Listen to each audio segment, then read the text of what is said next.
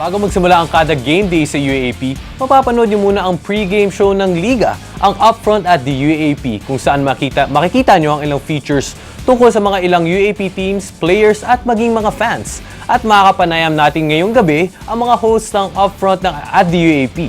Nandito sila Janeena Chan, Lehmann, Bea Daez, Carmela Tunay, and Jeanine Tsoi. Hi girls, welcome back to The Score. Thank you guys for always gracing your presence. Anyway, Bea and Janeena, you girls are the veterans kung tawagin nga natin. Of course, you're second year at the Upfront. So what are your expectations? What adjustments from the first year to the second year? Bea?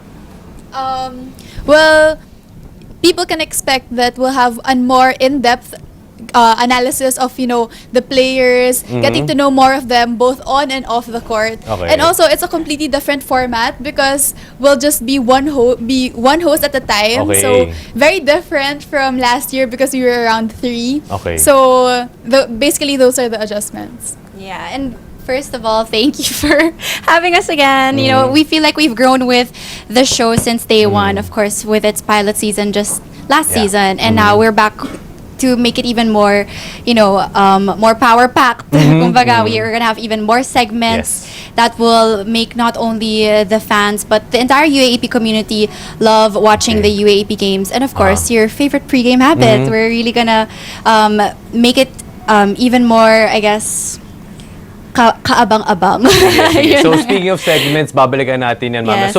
So you're saying from last year na I think you were 2 to 3 per segment, Yes, per episode. per So show. ngayon, one Upfront host na with kasama the natin mga panel. commentators. So Yes. sila Kuya Boom, sila Kuya TJ. Yes, welcome to Upfront. Okay, so Tito Miko Halili. Tito Miko Halili, of course, makakasama na natin. But for Laura and Jeanine, of course, you've proven yourselves to be one of the best courtside reporters for your respective schools. And of course, the whole Filipino community is really appreciative of what you guys did. But of course, syempre, from being dedicated for Ateneo, for LaSalle, is there any adjustment right now? Syempre, ko-cover nyo yung mga schools eh. Iba-iba na. So may UE na, Adamson, UST. Janine? Well, I think that it's not going to be a super big adjustment anymore because Lau and I cover the V-League where we Okay. don't really represent any school anymore. We cover 2 teams per game. So, it's not going to be very hard for us So medyo anymore. sisiw na. Medyo sisiw na ng konti. Hindi naman, pero naka-warm up na kami. Okay. Well, I think firstly, we're just very thankful to be back in the UAAP because, as you know, we came from courtside, and when our stint there ended, me and Jeanine were actually very sad, because it's a very different experience once you jump right out of the UAAP. So I think we're just happy to be here, and the only challenge I think will be that we're not really allowed to cheer for our home team. Oo, kasi Yeah, can't medyo be dapat biased. parity na, We have to be not so neutral, biased. Yes, kunwari lang. Kunwari, just deep inside. But for Mela, and of course, you graced your alma mater, USC Growling Tigresses, kumbaga. You played for 5 years. Siyempre, yung volleyball, yung transition mo to basketball. More or less, how are your preparations?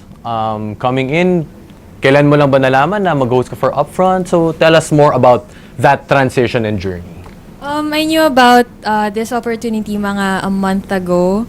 Uy, so, ano lang, medyo recent lang. kaya Okay. nung nakuha ko siya, sobrang kinabahan ako kasi nga volleyball yung parang, Oo. yun yung specialty ko eh. Oo, So, since I'm not very familiar with basketball, I've been doing research sa sarili ko na nanonood ako ng YouTube tutorials, ganyan, and yung mga games ng UAAP din, trying to get to know the players more para when we cover them on our features, hindi na ako mahihirapan to know yung paglalaro nila, kung sino ba sila at kung bakit sila yung na-idol ng mga UAAP fans. So, yun, nag-research na ako by myself. Tama yun. So, Janeena, you talked about earlier segments. Diba? So, more or less, what can we expect?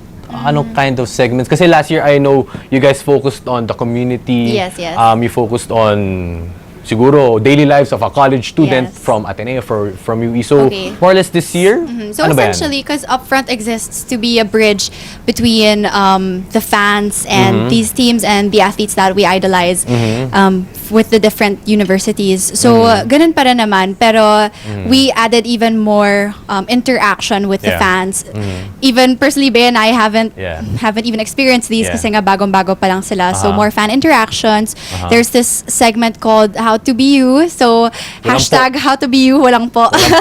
Na, yun na nga, magsusurprise kami ng isang fan to have like a day out with his or her Idol. Oo. UAAP idol. Aha. At marami pa. Andyan pa rin yung UAAP Jam, of course. My favorite. Baka mamaya Migs. If I have a Sino special ba? talent. Kasi si Anton, alam ko, Oo, nag-ukulele siya. nag-ukulele kami. So kung may Yeah. masasuggest kayo, tweet me lang. Actually, I've been getting requests na for different athletes. So we'll try to make it happen as much as possible. And then pa rin yung ibang mainstay segments like baller moves with Bea Daez. Okay. Kasi, and of course, kung sino man yung featured athlete of the day, Okay. UAAP Legends, UAAP Kings, and marami pa talaga. Ano pa Okay. ba? Bea? Sige, we'll get more to that later. But right now, no, syempre with the changes, syempre nandyan na yung mga respetado nating panel. Of course, TJ, Marco, Christian, Lau. For you, how is it, Lau and Bea, how is it na syempre have to get in-depth with the game, more on technical? Like, kasi with courtside reporting, it's more of really the story behind it. But right now, we have to focus on the game.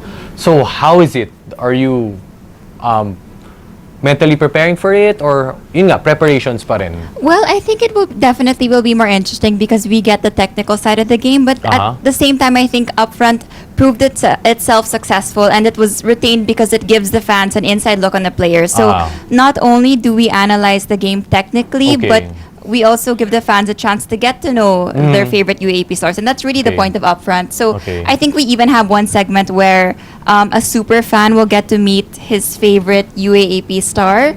So I think that's what people are really looking forward to with Upfront, and I think that's our job, just as Janeena said, to create a bridge Yes. between our viewers and the players. But for you, Bea, of course, being a former player of the Fighting Maroons, syempre, you were in it eh. Diba? More or less ba, we can expect some kind of more of an analysis also with the guys from the panel? For me personally, I'm very excited Okay. to work with the panelists because maybe I'll be able to share also my own insights on the game. But then Okay. aside from that, like what everyone has mentioned, Okay. it's not just about analyzing the game. It's Yeah. about bringing to the fans, Tama. their favorite UAAP teams and athletes and making them get to know more about their players on and off the court. For But you I think, naman. I think also when we're talking about Tita Miko and Kuya Boom, Ay, Tito I think- Miko, Kuya Boom, medyo... ay, Lolo okay, Miko na pala. Ay, Lolo Magagalit na siya. Kasi we're artists na, diba? So, I think we're Okay. just excited to learn from them because it's also our opportunity to get to work with them for the first Yes, time. yes, Because yes, usually yes. it's just us girls, but now we get the privilege of working with the big guys. So I'm sure we'll learn And a I Big think lot. guys. for all of us, like we'll get to know more about the game Yes. even more. I mean, not all of us are basketball players Yes. also, so Aha. it'll be helpful, a two-way thing Yes, for all of us. Tama.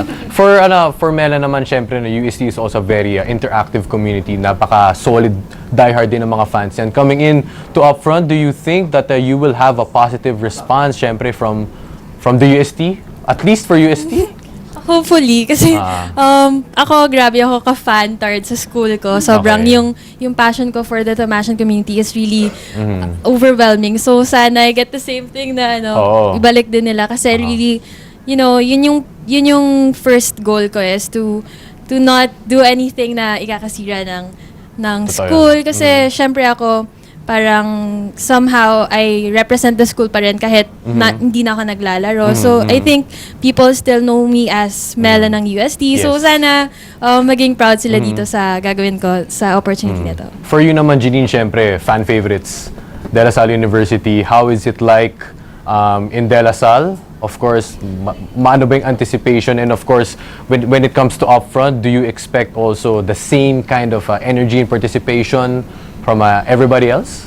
Of course, during the press con pa lang, it was already evident that Oo. LaSalle was the team to beat. So it's really, really hyped. The Yeah. team itself is already hyped. So, like what Mela said, I still come from LaSalle. So Yeah. it's very nakaka-proud coming from my part that I am a product of LaSalle also. So I think that the LaSallian community will support Upfront as well because as what they said, we will feature so much Yep. more about the players, the school, Yeah. and not only that, we have this new thing already where we only not focus on basketball Yeah. and volleyball but the other sports as well. That's Yeah. featured in the UAAP. Well, of course, Upfront at the UAP, hindi lang basketball. Syempre, last year we also witnessed a volleyball, very nice, very interactive, segment para sa ating mga fans. So, anybody would like to invite your viewers, our fans, our basketball fans? Jeanine, go ahead.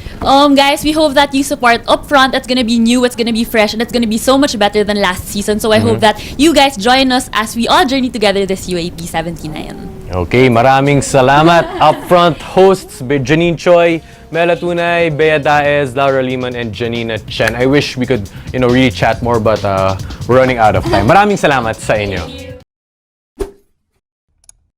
For more sports updates, keep watching The Score. And don't forget to subscribe.